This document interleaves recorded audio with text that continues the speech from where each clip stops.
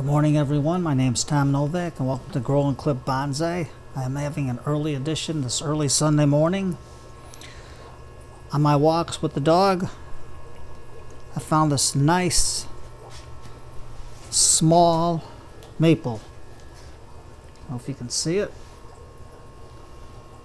It's got a nice long taproot, but look at the feeder roots that it has on it. So what I'm going to do is I'm going to clip that feeder root, that taproot off to just below the feeder roots, like so. I have a small miniature dish that I found for 50 cents, and this will fit just nice into the pot. I'll overwinter outside pretty inside with this one because I don't know if this thing's going to break or not. But what we're going to do is I have a different soil I'm going to use today. I got 1 part sand, 1 part peat moss, 1 part 1.5 parts of sand, and 1.5 parts of reptile bark. Now it's going to be, you can see how nice it looks, and the bark will give the soil a nice different type of look, and I got a little bit of beneficial bacteria in there. So what I'm going to do is put some in the pot, water it down real good,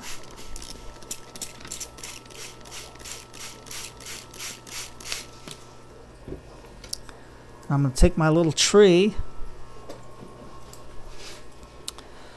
and I'm just going to cut a couple of the bigger leaves off.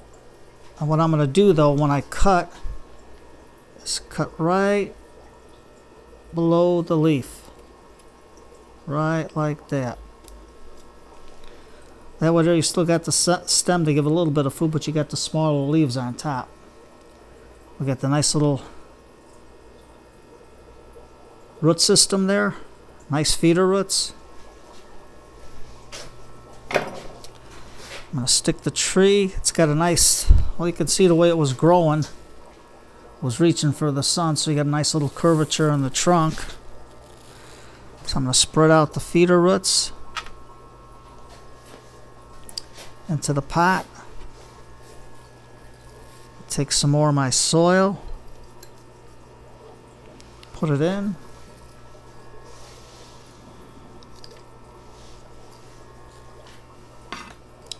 And we're going to take our little chopstick, work the soil into the root system.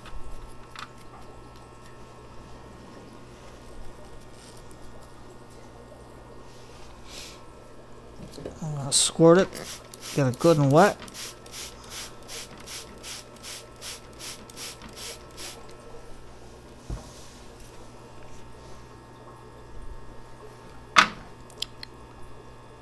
Tap it in with our fingers.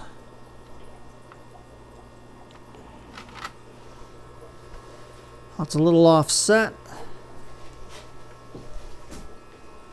but I just want the feeder roots to grow, and we can redo it again in the spring once the feeder roots grow, or the middle is like in June. But right now we'll overwinter this either outside in a little container, or I could put it on a cold windowsill so it'll go dormant for the winter. We're not going to cut nothing off the top yet. As you can see, there's a nice little node here and a node here, or the second brain if you rub your finger on it. I don't know if you can get a better picture. And there's one right about there. So we can either cut it here or cut it there to make it more miniature in the spring or in the dead of winter when the tree is completely dormant. To hold it in place, I found a nice little couple of rocks that I got from the old aquarium shop that was going out of business. I'm going to put them into the soil. I think one will do just fine. And with the little slit in it, if you can see it, it looked like the tree was growing around it. Something a little different. And with this Repti bark in there, it'll give it like a forest floor feeling.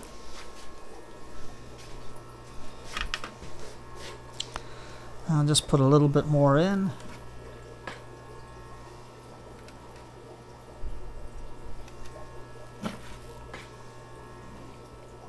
I wanted to show you this because it was a good find this morning.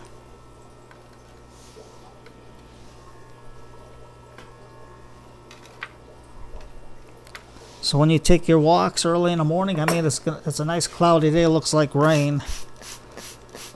A dark morning, but it was a perfect morning to find such a rare little plant as this maple.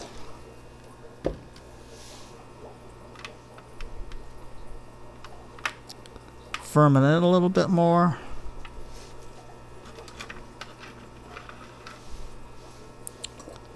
Get a spoon more of my mixture.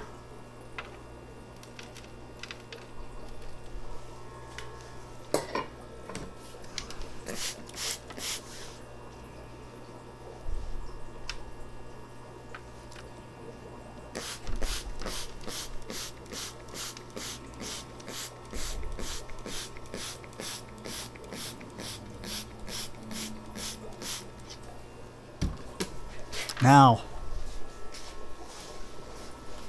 take a look how nice that bark looks in there with the rock. Here's the bark that I use. It's called Repti bark. They use that for reptiles, for lining the cages, but it's good for making good drainage in soil. Gives it a nice natural look. So this is a short video on something you can do quick and easy. You can take your napkin, wipe your pot off. I'm going to leave this outside for now until we get a nice hard freeze coming in. And then I'll have to decide whether to put it on a cold window or keep it outside. But on this cheap little glass dish or ceramic dish, I drilled a little hole in the bottom. I don't know if you can see it in the light, right about there. But I had to use a masonry bit, or I mean a glass bit, to drill a hole in. But you got yourself a nice little tree. Quick, easy, 50 cents plus the soil, plus the rock that you find. The tree is free. It's in nature. You saved a living tree. It'll give off oxygen for us, even though it's small.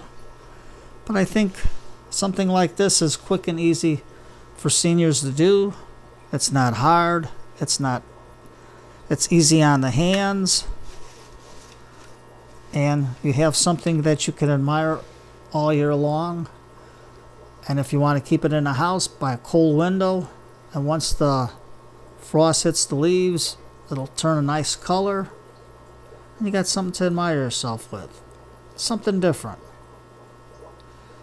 Granted, some people would have moved it over, but I want that little bit of root system to grow and fill the pot. And once it does that, then we can reposition it and trim the roots in the spring. So, thank you for coming to the short, quick video. Something that was easy to find.